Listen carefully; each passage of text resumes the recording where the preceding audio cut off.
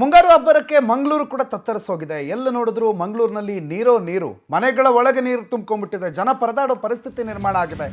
ನೆನೆಯೂ ಕೂಡ ಮಂಗಳೂರಿನ ಬೇರೆ ಬೇರೆ ರಸ್ತೆಗಳ ಪರಿಸ್ಥಿತಿಗಳನ್ನು ನೋಡಿದ್ವಿ. ಅದೊಂದು ಪಂಪ್ವೆಲ್ ರಸ್ತೆ ಅಂತೂ ಅದರ ಆಲೋಚನೆಗಳ ಆರಂಭ ಆದಾಗಲಿಂದಲೂ ಅದು ಅವ್ಯವಸ್ಥೆಗಳ ಆಗರ ಆಗಿಬಿಟ್ಟಿದೆ. ಪ್ರತಿ ಬಾರಿ ಮಳೆ ಬಂದಾಗಲೂ ಅಲ್ಲಿ ನೀರು ತುಂಬೋದು, ಮನೆಗಳಿಗೆ ನೀರು ತುಂಬುವಂಥ ಪರಿಸ್ಥಿತಿ ಮಂಗಳೂರಿನಲ್ಲಿ ನಿರ್ಮಾಣ ಆಗಿದೆ. ಅತ್ತಾವರ ಪಂಪ್ವೆಲ್ ಸೇರಿ ಹಲವು ಕಡೆ ಪರಿಸ್ಥಿತಿ ಅಲ್ಲೋಲ ಕಲ್ಲೋಲ, ಮನೆಯಿಂದ ಹೊರಗಡೆ ಬರಂಗಿಲ್ಲ ಅನ್ನೋ ಪರಿಸ್ಥಿತಿ ನಿರ್ಮಾಣ ಆಗಿದೆ. ಜನ ಕಂಗಾಲಾಗ್ಬಿಟ್ಟಿದ್ದಾರೆ.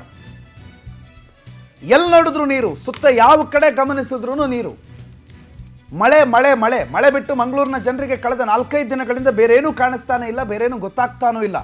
ಮನೆಯಿಂದ ಹೊರಗಡೆ ಬರೋಣ ಅಂತಂದರೆ ಮನೆ ಎದುರುಗಡೆ ನೀರು, ಮನೆ ಒಳಗಡೆ ನೀರು, ಹೊರಗಡೆಯಲ್ಲಿ ಹೋಗೋಣ ಅಂತಂದ್ರೆ ರಸ್ತೆ ಮೇಲೆ ನೀರು. ಎಲ್ಲಿಗೆ ಹೋಗ್ತೀರಿ? ಈ ರೀತಿ ಪರಿಸ್ಥಿತಿ ಇದ್ದರೆ ಮನೆಯಿಂದ ಹೊರಗಡೆ ಹೋಗೋದಕ್ಕೆ ಹೆಂಗೆ ಆಗುತ್ತೆ? ಸಮಯ ಬಿಡಿ. ಮಳೆ ಬರ್ತಾ ಇದ್ರೂ ಹೊರಗಡೆ ಕಾಲಿಡೋದಕ್ಕೆ ಸಾಧ್ಯನೇ ಇಲ್ಲ, ಮಳೆ ನಿಂತರೂ ಹೊರಗಡೆ ಬರೋದಕ್ಕೆ ಸಾಧ್ಯ ಇಲ್ಲ. ಮನೆ ಒಳಗಡೆ ನೀರು ತುಂಬ್ಕೊಂಡು ಬಿಟ್ಟಿದೆ. ಗ್ರೌಂಡ್ ಫ್ಲೋರಲ್ಲಿರುವಂಥ ವಸ್ತುಗಳನ್ನೆಲ್ಲ ಫಸ್ಟ್ ಫ್ಲೋರಿಗೆ ತಂದು ಹಾಕೋಬೇಕು ಅಂತಂದರೆ ಅಲ್ಲಿನ ಪರಿಸ್ಥಿತಿ ಬಗ್ಗೆ ಆಲೋಚನೆ ಮಾಡಿ. ಒಂದು ಆಂಬ್ಯುಲೆನ್ಸ್ ಹೋಗೋದಕ್ಕಾಗಲ್ಲ. ಆಂಬ್ಯುಲೆನ್ಸ್ಗಳು ಸಿಕ್ಕಾಕೊಂಡಿವೆ, ವಾಹನಗಳು ಸಿಕ್ಕಾಕೊಂಡಿವೆ, ಬಸ್ಗಳು ಸಿಕ್ಕಾಕೊಂಡಿವೆ. ಬೈಕ್ಗಳಂತೂ ಕೇಳಲೇಬೇಡಿ. ಬೈಕ್ ಸವಾರರ ಪಾಡು ಆ ದೇವರಿಗೆ ಪ್ರೀತಿ. ಒಂದು ಕಾರ್ ಬಂದೋಯ್ತು ಅಂತಂದರೆ ಸಮುದ್ರದ ಅಲೆಗಳ ರೀತಿಯಲ್ಲಿ ನೀರು ಬರುತ್ತೆ, ಬಂದು ಅಪ್ಪಳಿಸುತ್ತೆ. ಬೈಕ್ ಸವಾರ ಬೀಳಬೇಕು ಒಂದೇ ಗುಂಡಿಗೆ ಇಲ್ಲ ರಸ್ತೆ ಮೇಲೆ. ಅಂಥ ಪರಿಸ್ಥಿತಿ ಮಂಗಳೂರಿನಲ್ಲೂ ಕೂಡ ನಿರ್ಮಾಣ ಆಗಿದೆ. ಕಳೆದ 3-4 ದಿನಗಳಿಂದ ಸುರಿತಾ ಇರುವ ವ್ಯಾಪಕ ಮಳೆಯಿಂದ ಇವತ್ತಿನ್ನೂ 16, 17, 18 ಇನ್ನೂ 2 ದಿನಗಳ ಕಾಲ ಇದೇ ಮಳೆ ಮುಂದುವರಿಯೋ ಸೂಚನೆ ಇದೆ.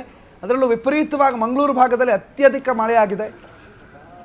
ರಸ್ತೆ ಮೇಲೆಲ್ಲ ನೀರು ಹರಿಯೋ ರೀತಿಯಲ್ಲಿ ಮಳೆಯಾಗಿದೆ ಅಂತಂದರೆ ಪರಿಸ್ಥಿತಿ ಅರ್ಥ ಮಾಡ್ಕೊಳ್ಳಿ. ಪಕ್ಕದಲ್ಲೇ ಸಮುದ್ರಕ್ಕೆ ಹರಿದು ಬಿಡುತ್ತೆ ನೀರು ಅಂತ ಸಾಮಾನ್ಯ ಪರ್ಸೆಪ್ಷನ್, ಎಲ್ಲರೂ ಅಂದ್ಕೊಳ್ಳೋದು ಹಾಗೆ. ನೋಡಿ, ಇದು ಮನೆಯಲ್ಲಿ ಫ್ರಿಜ್ಜು, ಟಿ ವಿ, ಕುರ್ಚಿ, ಚೇರು ಏನು ಉಳಿತಿದೆ, ಬೆಡ್ಡು, ಮಂಚ, ಸೋಫಾ ಎಲ್ಲವೂ ಮುಳುಗೋಗ್ಬಿಟ್ಟಿದೆ.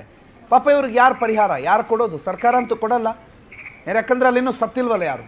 ಸಾಯೋವರೆಗೂ ಯಾವುದೇ ಪರಿಹಾರ ಸಿಗಲ್ಲ. ಈ ಎಲ್ಲ ವಸ್ತುಗಳ ನಾಶ ಆಗಿದೆ.